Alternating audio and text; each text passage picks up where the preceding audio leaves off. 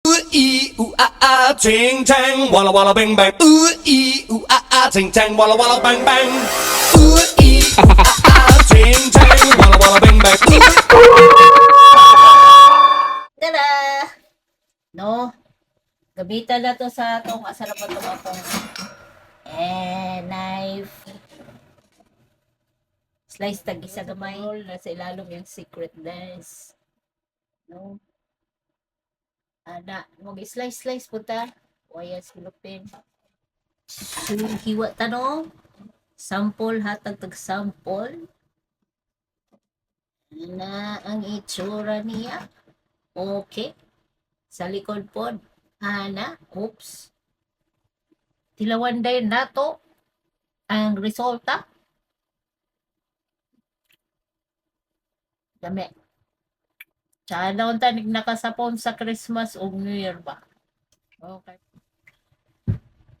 Mahal na paghimo og fruit cake. So mapugos taghimo pod og roll cake.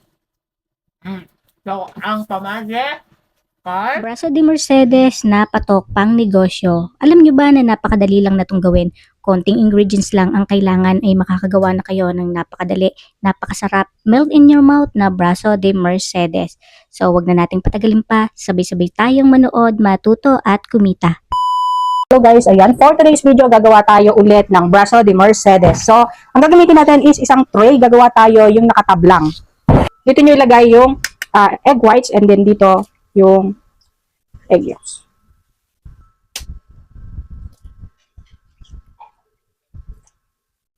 So, ito na yung ating 30 pieces na egg yolks. Naglagay tayo dito ng 3 cans ng condensed milk. Ang gamit ko guys, nagata, syempre walang iba kundi Jersey.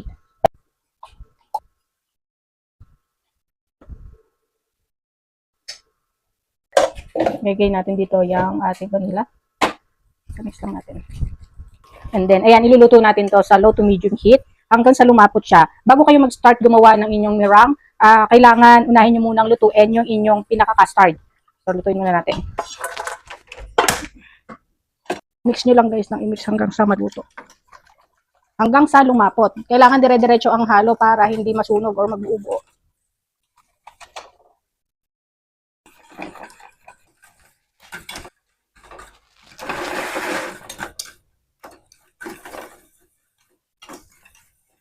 Ayan, ito na yung ating custard.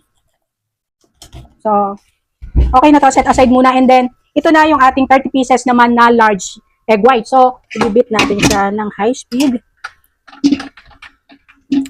Ang size guys ng mixer na to, 15 liters. Add tayo ng 1 tablespoon na vinegar. Maglalagay din tayo guys dito ng 1 cup na sugar. So, sa every 30 pieces na egg whites or sa isang tray, 1 cup lang yung kailangan natin na sugar. Yan. Kung 10 egg whites naman yung gagamitin nyo, yung 10 piraso lang, ang kailangan nyo lang na sukal doon ay 1/3 cup.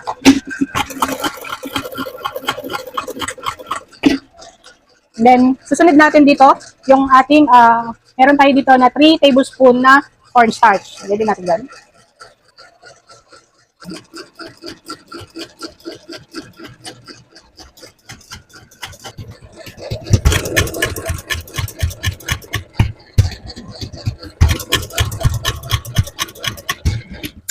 Okay na to. Okay na pa. So, okay na yan. So, ayan. We have here 10 by 14 na baking tray. Eh, dito sa ating nabit na meringue, hahatiin natin sa 3. So, sa every 10 egg whites, kailangan isang ganito yung inyong magamit. Ito yung 10 by 14. So, sukatin natin para pantay-pantay yung mga natin. Siyempre, kung isang recipe lang yung gagamitin nyo, hindi nyo nag-isitimbangin. Ito, dahil yung recipe na to times 3, kaya natin tinitimbang.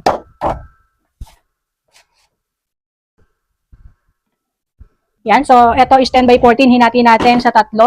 So, i-flat nyo lang para even. Ayan, and then lalagyan lang natin dito ng pasigsag na ganyan para naman maganda. Yan. So, ayan. So, ito na. I-bake na natin to sa 150. Yung taas 150, yung baba 130 ng about 20 to 25 minutes. Ganun lang siya kabilis guys i-bake. And then, pag nakita nyo na nag-brown na siya, huwag nyo munang hanguin sa oven. Kasi mabilis siyang bumaba. Hayaan nyo muna mga few minutes doon. And then, i-bake lang natin ng 150 degrees Celsius ng about 20 to 25 minutes or hanggang maging golden brown na.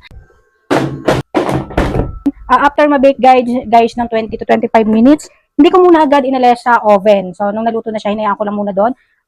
Pagka kasi guys, ang nangyayari, bigla nyo inalis sa oven, bigla siyang babagsak. So, hintayin nyo muna ng few minutes bago nyo siya hanguin sa oven. And then, pwede habang mainit-init pa, ay giliran nyo na para mabilis alisin mamaya.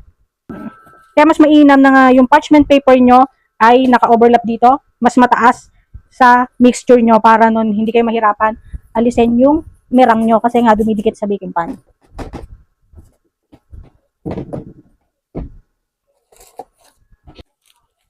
Yeah. So, yung parchment paper guys, ginrisan ko to ng shortening. Mag-dust tayo dito sa ating cheesecloth natin and then dito sa ating cake.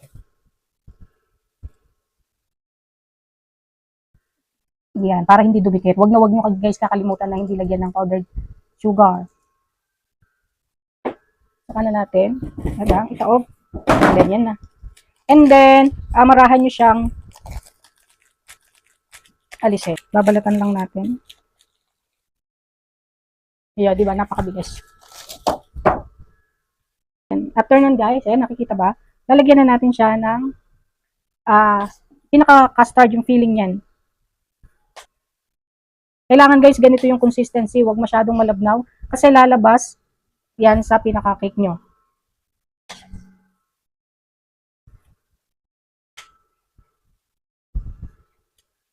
Then, ganyan lang. And saka na natin, dahan-dahan na i-roll. Ganyan lang, diba? Napansin nyo, ang ginagamit kong pang-roll dito ay yung pinagsakuhan ng mga harina or yung tinatawag na cheesecloth or katsa. Para sa akin kasi mas gamay ko siya, mas mabilis kong nairo-roll yung mga rolled cake, especially dito sa Brazo de Mercedes, unlike sa parchment paper or sa mga plastic lang. Kaya naman, pag meron kayong pinagsakuhan ng mga harina, wag nyo itapon, magagamit nyo yan, especially sa mga rolled cake nyo. So, dito na tayo. After nyong ma-roll, kailangan hatiin nyo siya sa magkakaparehong sukat. Ayan, gumamit kayo ng ruler para pantay talaga. So, dito na sa 4 inches ang haba ng aking pagkat dito. And then, after nun, ilagay nyo na sa tab. Pwede kang gumamit ng 750 ml or yung 1000 ml. Sa 750 ay dikit na dikit yan. So, okay lang naman yon. Yung 1000 ay sakto din. So, try nyo kung ano ang mas magandang paglagyan. O, diba, napakadali lang gawin. Napakadaling i-roll, i-cut, and then ilagay sa mga container. Sa unang subok nyo, maaaring sumablay kayo. Pero ganun talaga. Wala namang talagang perfecto sa una. Basta tandaan nyo, practice lang ng practice hanggang sa matutunan nyo at magamay nyo. And then, panoorin nyo ng panoorin yung mga video na nakikita nyong mga tutorial bago nyo subukan. Actually, pwede nyo din tong ibenta as whole roll and then half roll. So, sa akin tab lang para mas mabilis ibenta. And then, ayan, after malagay natin sa mga tab, dahil may mga natira pa tayo na mga custard filling, ay ilalagay nyo yan sa gilid ng inyong mga pinaka braso na na-roll. So, para mas maganda at mukhang buong tingnan. Ayan, ganyan lang. So, diba? Mas nice siya kung meron ding feeling sa gilid ng ating Brazo de Mercedes. Ito na guys yung ating nagawa na Brazo de Mercedes in top. Kaya ano pa iniintay nyo? Subukan nyo nang gawin ang ating Brazo de Mercedes in a top. Tsak na magiging mabilito sa inyo. Halimbawa naman, gusto nyo pababain yung presyo nito, medyo liitan nyo lang para... So, moto siya ang sekreto. So, maghimo. Tawag na dire. Oh. Roll cake. Taray. Inani ang itsura dire. Pinutos na. O yan, na po date sa expire. Pero na may uban dire nga mga tao mukaon sa expire na. Ako dili ko pwede. So, ato ning abrihan ron. Kaya sa TikTok man ako siya nakita, syempre, sa TikTok tamang kuan. Style. May na siya. Abri, humok ra kaya Philippine. Niya, oo. Ano na siya pagka-wrapping. Kita gina ko itsura. Against the light. Dahil dapat do kaya rong hayag. Pero, kung saan ta man nga mo may position sa tong camera ron. no?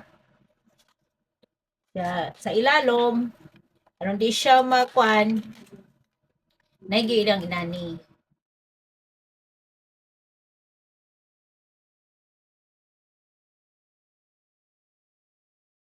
I am worthy of abundance. I open the door.